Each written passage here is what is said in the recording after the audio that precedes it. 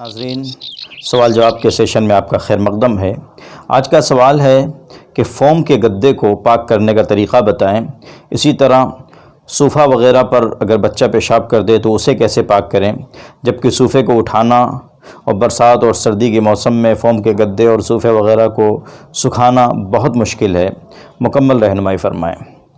تو دیکھیں، اس کا جواب یہ ہے کہ کوئی بھی کپڑا ہو، چاہے وہ عام سا کپڑا ہو یا موٹا کپڑا ہو، گدا ہو، صوفہ ہو، اگر نجاست لگ جائے، بچہ اس پر پیشاب کر دے یا کوئی بھی گندگی اس پر لگ جائے تو اس کی پاک کرنے کا طریقہ یہی ہے کہ اس کو 3 مرتبہ دھویا جائے۔ 3 مرتبہ اچھی طرح اس پہ پانی بہایا جائے اور ہر مرتبہ اس کو اچھی طرح نچوڑ دیا جائے۔ ایک مرتبہ آپ نے پانی بہایا اور اس کو اچھی طرح نچوڑ دیا، خشک کر لیا، پھر دوسری مرتبہ اس پر پانی بہایا اور پھر اس کو اچھی طرح نچوڑا، خشک ہو گیا، پھر تیسری مرتبہ اس پر پانی بہایا، اچھی طرح اس کو نچوڑ دیا، خشک ہو گیا، تو اس طرح کپڑا پاک ہو جاتا ہے۔ کوئی بھی چیز ہو، گدا ہو، کپڑا ہو، موٹا بستر ہو، تمام چیزوں کے پاک کرنے کا طریقہ یہی ہے۔ لیکن مسئلہ یہاں پہ آتا ہے رضائی کے ساتھ، لحاف ہے، گدا ہے یا فوم والے بستر ہیں یا صوفہ وغیرہ ہے، تو اس میں پریشانی ہوتی ہے کہ اب اس کو ہم کیسے پاک کریں۔ اس کو دھلنا بھی مشکل ہوتا ہے اور سکھانا بھی مشکل ہوتا ہے، خاص طور سے برسات کے موسم میں، اسی طرح جاڑے کے موسم میں بڑا مشکل ہوتا ہے۔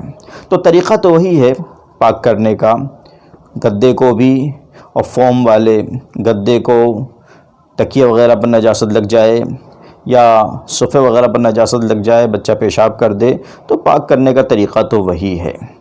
کوشش کر کے ہم اسی طرح پاکی حاصل کریں گے جو پاک کرنے کا طریقہ ہے۔ گدے وغیرہ کو پاک کرنے میں ایک طریقہ یہ بھی ہو سکتا ہے کہ چونکہ نچوڑنا مشکل ہوتا ہے، گدے کو نچوڑنا یا نچوڑنے میں خراب ہونے کا اندیشہ ہوتا ہے، یا فوم وغیرہ ہے، صوفہ ہے، اس کو نچوڑا بھی نہیں جا سکتا، تو اس کا ایک طریقہ اور ہے۔ وہ طریقہ یہ ہے کہ آپ اس پر پانی ڈالیں، گدے پر پانی ڈالیں اور وہ پانی خوب جذب کر لے، نجاست کی جگہ پہ ڈالیں۔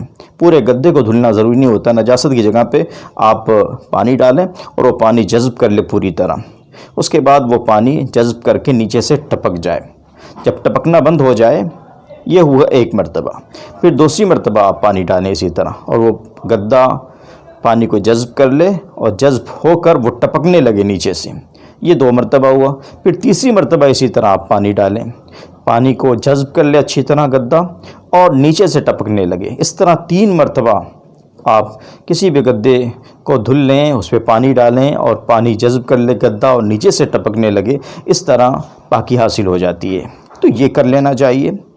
لیکن اگر یہ بھی کرنا دشوار ہے یا جاڑے وغیرہ میں اس کو اور گیلا کرنا یا خشک کرنا مشکل ہوتا ہے، ایک مسئلہ ہوتا ہے، تو اس کے لیے ایک طریقہ، ایک حل یہ ہے، طریقہ تو نہیں ہے پاک کرنے کا طریقہ تو یہی، ایک حل یہ ہے کہ یوں ہی اس کو چھوڑ دیں، وہ جب خشک ہو جائے گا، پیشاب ہے جب خشک ہو جائے گا تو وہ پاک ہو جائے گا، وہ جگہ پاک ہو جائے گی، وہ گدا پاک ہو جائے گا، وہ صوفہ وغیرہ پاک ہو جائے گا۔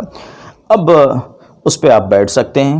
ہاں، اگر آپ کا بدن ہی گیلا ہے یا آپ کے کپڑے گیلے ہیں اور آپ وہاں پر بیٹھ گئے، اس ناپاک گدے پر یا ناپاک صوفے پر بیٹھ گئے، اور اس تری کی وجہ سے جو آپ کے بدن پر یا آپ کے کپڑے پر لگی ہوئی، اس تری کی وجہ سے گندگی آپ کے بدن پر لگ گئی یا آپ کے کپڑے پر لگ گئی، پیشاب کا اثر آپ کے کپڑے پر یا آپ کے بدن پر آ گیا، تو آپ کا بدن اور آپ کا کپڑا ناپاک ہو جائے گا۔ لیکن اگر آپ خشک ہیں، آپ کا بدن سوکھا ہوا ہے، کپڑے سوکھے ہوئے ہیں اور آپ بیٹھ گئے، پسینہ وغیرہ نہیں ہے، تو کوئی فرق نہیں پڑتا۔